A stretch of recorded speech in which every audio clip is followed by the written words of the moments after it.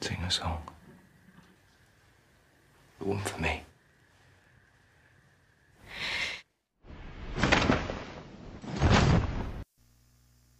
Isang kabataang ginang ang sapilitang pinatuwad ng mga opisyal na sundalo na nagdulot sa pagkawala ng kanyang pamilya, ang pilit na gumawa ng paraan upang makapaghiganti sa mga ito. Hello mga kaboso! Welcome back sa Netflix. Ngayon, ating matutunghayan ang pelikula na pinamagatang The Nightingale na ipinalabas noong 2018. I'll sell my rock, I'll sell my reel. Noong 1825 sa Tasmania, si Claire Carroll ay isang kabataang babaeng Irish na binihag at pinilit na magtrabaho bilang isang kasambahay sa hukbo ng Britanya sa ilalim ng utos ni Lieutenant Hawkins. Ang babae ay may asawa at isang sanggol na anak na babae, kaya napilitan siyang maglingkod sa commander upang hindi sila mabilanggo. Isang araw, binisita si Lieutenant Hawkins ng isang opisyal kung saan nakasalalay ang kanyang kinabukasan at posibleng pag-promote sa kanya na mailipat sa Launceston. Nang gabing iyon ay nag-organisa si Hawkins ng isang konsyerto na dinaluhan ng mga sundalo at opisyal. Ang pangunahing pandangal ay ang pagganap ni Claire na tinuguraang Nightingale ng kampo para sa kanyang magandang tinig at maamong mukha. Pagkatapos ng konsyerto, inibitahan ng lasing na si Hawkins si Claire sa kanyang silid upang kantahan siya ng personal kapalit ng isang mahalagang bagay. Sumang-ayon si Claire kapalit ng pagpapahintulot sa babae na magkaroon ng kalayaan kasama ng kanyang asawang si Aidan at anak na sanggol na si Bridget sa isang mas angkop na lugar para sa buhay pampamilya. Dahil nabastusan sa kanyang nasabi, sinampal siya ni Lieutenant Hawkins sa muka pagkatapos ay pinatuwad at pinasukan siya nito na labag sa kanyang kalooban. Dismayado naman si Inspector Goodwin sa inasal ng mga lasing na sundalo habang sila ay nagbaril sa itaas at sinuway ang kanilang mga commander. Napansin ni Aida na mga gasgas sa katawan ni Claire, ngunit natatakot itong magsabi ng totoo at sinabing nahulog lamang siya. Alam ni Aida na muling tumanggi si Hawkins sa isang sulat ng rekomendasyon, kaya nagpasya siyang makipag-usap sa tinyente at magalang na humingi ng kalayaan, ngunit tinanggihan siya nito. Kinagabihan, ang asawa ni Claire ay nagbigay kay Hawkins ng ultimatum at hinihiling na ipadala ang sulat ng rekomendasyon sa lalong madaling panahon. Nang marinig niya ang mga masasamang bagay na sinabi ni Hawkins tungkol sa kanyang asawa, inatake niya ang tinyente at sinuntok niya ito sa muka. Nasaksihan ng inspektor ang nangyari at pinaghihinalaan si Hawkins ng isang immoral na namumuno at sumisira sa reputasyon ng hukbo ng kanilang militar. Dahil sa kawalan ng disiplina, pinagalitan ng inspektor si Hawkins at sinabihan siyang hindi siya karapat-dapat na maipromote at ilipat sa Hilaga. Ang galit na si Hawkins ay nagpasyang maglakbay upang puntahan mismo ang opisyal dahil umaasa itong tataas ang kanyang ranggo. Ngunit nais muna niyang puntahan ang pamilya ni Claire upang maghiganti para sa kanyang nasirang reputasyon. Kinagabihan, binisita ni Hawkins, Sergeant Roos at ang batang sundalong si Jago ang tinitirhan ng mag-asawa. Sina Claire at Aidan ay nagbabalak na tumakas at pinaghahandaan na nila ito, ngunit pinigilan sila ng tatlong mga sundalong lasing.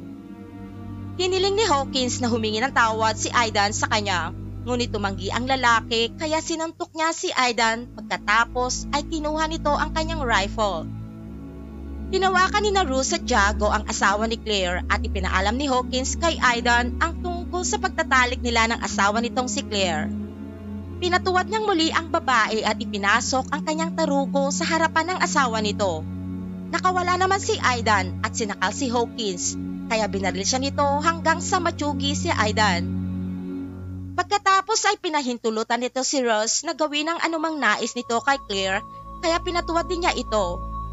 Panay naman ang iyak ng sanggol, kaya inutusan ni Hawkins si Jago na patigilan ito sa pagpapalahaw, kaya tsinugi ng sundalo ang buhay ng sanggol at pagkatapos ay hinampas si Claire ng rifle sa ulo, kaya nawala naman ito ng malay. Paggising sa umaga, napagtanto ni Claire na nawalan siya ng kanyang pamilya at nawala ang lahat ng kanyang pinakamamahal sa buhay. Nagtungo siya sa isang opisyal na siyang nagbibigay ng tulong Ngunit tinanggihan siya nito dahil hindi siya pinaniniwalaan sa kanyang mga sinabi at sinisiraan lang di umano niya si Lieutenant Hawkins. Napagtanto ni Claire na walang makakatulong sa kanya, kaya nakiusap siya sa mga kapwa niya bihag na nagtatrabaho sa kampo na ilibing ang kanyang asawa at anak. Kumuha siya ng isang rifle at kabayo, sa kanya sinunog ang kanyang kubo at hiniling sa kanyang kaibigan na si Stokes na tulungan siyang mahabol ang mga taong nagkasala sa kanyang pamilya. Natatakot ang lalaki na makipaglaban kay Hawkins, ngunit tinulungan niya si Claire na humanap ng isang lalaking katutubo na nagngangalang Billy na siyang magiging gabay nito patungo sa bayan. Tumanggi ang lalaking katutubo sa dahilang wala itong tiwala sa mga puti dahil sa pagkawala ng buo nitong pamilya. Ngunit dahil sa may kapalit itong pera ay pumayag na din si Billy. Samantala, ang grupo ni Hawkins ay nanguha ng 3 puting lalaki at isang matandang katutubo na nagngangalang Charlie na siyang guro ni Billy. Habang naglalakbay, nasaksihan ni Claire ang mga sinunog ng mga kubo at mga hayop, kaya nagpasya siyang ipagpatuloy ang kanyang misyon. Nang gabing iyon ay hindi siya makatulog ng maayos dahil naririnig niya ang iyak ng mga bata at sumisikip ang kanyang dibdib. Sa tulong ni Billy ay nasusundan nila ang daan na tinatahak ng grupo ni Hawkins at kailangan pa ng 2 araw upang tuluyan na nila itong mahabol. Nagpasya naman si Claire na dumaan sa mas mahirap at maikling daan upang mapadali nilang matunto ng mga ito. Samantala, habang jumijinggel si Sergeant Ross, nakita niya ang isang babaeng katutubo na nagngangalang Luana at dahil alam niyang walang magtatanggol dito kahit ang anak nitong paslit, ay sa pilitan niyang binihag ito. Nagalit naman si Lieutenant Hawkins at hindi ito pabor sa ginawa ni Ross, ngunit ang sinabi ng sarhento na maaari nila itong pagparausan ay pumayag na rin ito. Hindi naman nagtagal ay nakarating sina Billy at Claire sa ilog. Huminto saglit si Billy dahil malakas ang agos ng tubig. Ngunit si Claire ay desididong suungin ang rumaragas ang agos, kaya tinahak niyang mag-isa ang ilog sakay ng kanyang kabayo. Muntika na siyang malunod, mabuti na lamang ay iniligtas siya ni Billy gamit ang mahabang sanga ng kahoy. Samantala, sina Lieutenant Hawkins at Sergeant Ross ay halinhinang pinagparausan ng babaeng katutubo ng gabing iyon. At kinabukasan ay inatake sila ng isang tribo kung saan nagmula si Luana.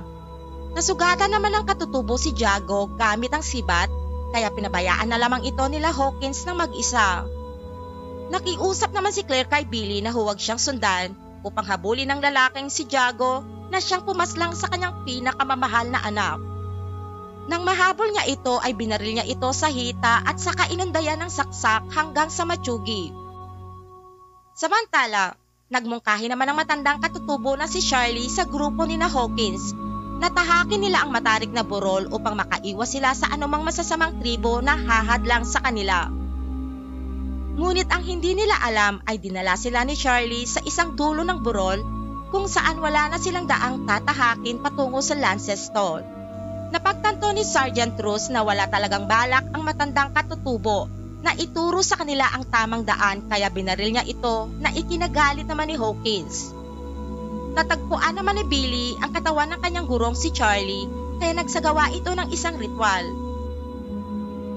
Samantala, ang grupo ni Hawkins ay nakababa na sa paanan ng burol kung saan makikita ni Claire at Billy ang kanilang kinaroroonan.